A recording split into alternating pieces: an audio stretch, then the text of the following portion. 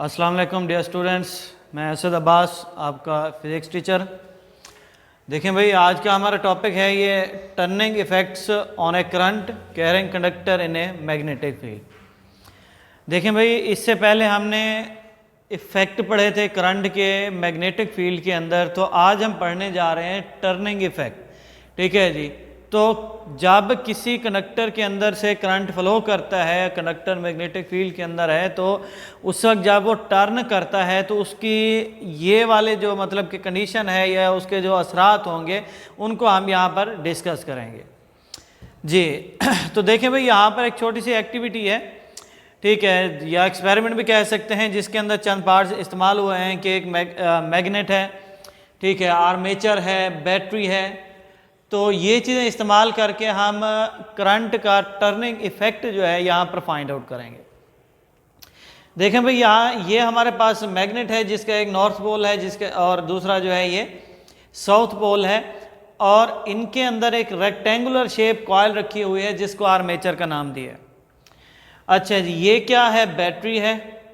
अब इसके अंदर हम क्या देखेंगे? टर्निंग इफेक्ट देखेंगे। क्या मतलब है इसका? मतलब इसका ये है, कन्वेंशनल करंट है, जब ये ऊपर जाएगा तो ये वाली फॉर्म है, नीचे आएगा ये, मतलब कि ये दोनों एक पैरेलल फॉर्म में मूव करेंगे, लेकिन होंगे क्या? ये एंटी पैरेलल होंगे। ठीक है जी, इनकी डायरेक्शन जो है चेंज होगी, लेकिन होंगे क्या? ये पैरेलल।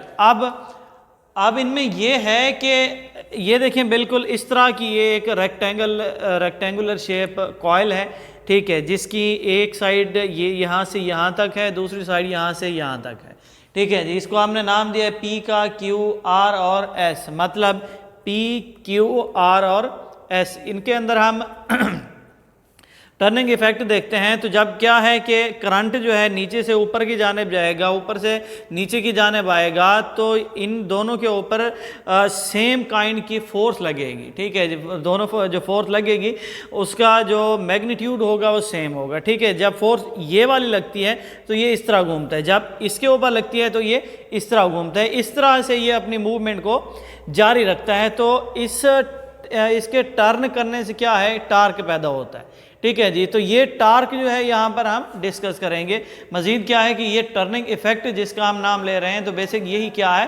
टार्क है। तो इसके अंदर टार्क जो प्रोड्यूस होता है उसी को हम डिस्कस करते हैं। जैसे ही ये टर्न होती है तो आपको पता है कि turning effect on a conductor, this is known as current. तो इसकी जो मजीद रीडिंग है, ठीक है, रीडिंग हम कर लेते हैं। अब आप लोग आ जाएं पेज नंबर 123, मतलब के 123। Straight conductor replaced in a current carrying loop inside a magnetic field. The loop will rotate due to the torque acting on the coil. ठीक है जी, this is also working principle of electric motor. क्या है ये? Electric motor का एक असूल है जिसके ऊपर ये काम कर रहे हैं। Consider a rectangular coil of a wire with side PQ and RS linked perpendicular to the field. इसके बाद है place between the two pole of the permanent magnet. Now if the end of the coil are connected with the positive and negative terminal of the battery, current would start flow through the coil. The current passing through the loop enter from one end to the loop and leave from the other end. ठीक है जी, यही बात हमने की है कि उसके positive terminal को पॉजिटिव के साथ, नेगेटिव को नेगेटिव के साथ हम कनेक्ट कर देते हैं। एक से मतलब P से Q और Q से R की जानिब ये करंट जो है फ्लो करता है। Applying Fleming left hand rule to each side of the coil, we can see that on PQ side of the loop force act upward, on the RS side of the loop force act downward. It is because the direction of the current through the two side of the loop facing the two pole in is at right angle to the field but opposite to each other. अच्छा जी, इसके बाद ये है कि the two forces which are equal in magnitude but opposite in direction form a couple. The resulting torque due to this couple rotate the loop, and the magnitude of the turning torque acting on the loop is proportional to the magnitude of the current passing through the loop. If we increase the number of loop, the turning effect is also increased. This is working principle of electric motor. ठीक है जी, ये long question है। Next आपके पास है DC motor. DC motor की आप लोग definition लिख लेंगे कि the device which is use to convert electric energy into rotational kinetic energy. दोबारा देख लें कि device which is use to convert electrical energy into rotational kinetic energy. ठीक है, रोटेशनल काइनेटिक एनर्जी आपने लाजमी लिखना है। ठीक है, this is known as DC motor. अब डीसी मोटर के पार्ट जो हैं सेम है। क्या सेम है? आर्मेचर भी सेम है, ये मैग्नेट भी है और इसके बाद बैटरी भी है, लेकिन जो फ़र्क है वो क्या है? एक कार्बन ब्रशेज हैं और दूसरे कम्यूटेटर हैं। ठीक है जी। अब आपको अगर याद पड़ता है तो हमने कहा कि ये सिर्फ इतना इतना मूव करेंगे। ठीक है, तो अब इनसे क्या होता है कि जब ये इस्तेमाल करते हैं तो ये हमारे पास कार्बन ब्रशेज हैं, इनको स्लिप रिंग्स भी कहा जाता है। तो ये वाले रिंग्स जो हैं बेसिक क्या हैं, ये इस फॉर्म के होते हैं ऐसे। ठीक है, ये क्या करते हैं? उस करंट की डायरेक्शन को चेंज करने के लिए इस्तेमाल होते हैं। ठीक है, या उस आर्मेचर की जो मूवमेंट है उसको कंटिन्यू रखने के लिए हम क्या करते हैं? ये ब्रशेज लगाते हैं। ये ब्रशेज जो हैं एक मखसूस अरसे के लिए होते हैं। अरसे से मुराद ये है कि ये जो हैं इसके साथ मतलब कि घिस के क्या हो जाते हैं?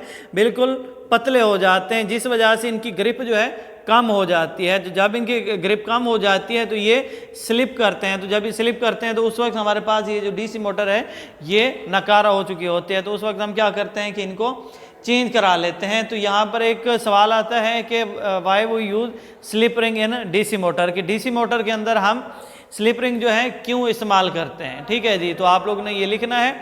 और दूसरा ये भी आपके पास क्या है? लॉन्ग क्वेश्चन है। क्या है ये? लॉन्ग क्वेश्चन है डीसी मोटर का। ठीक है जी।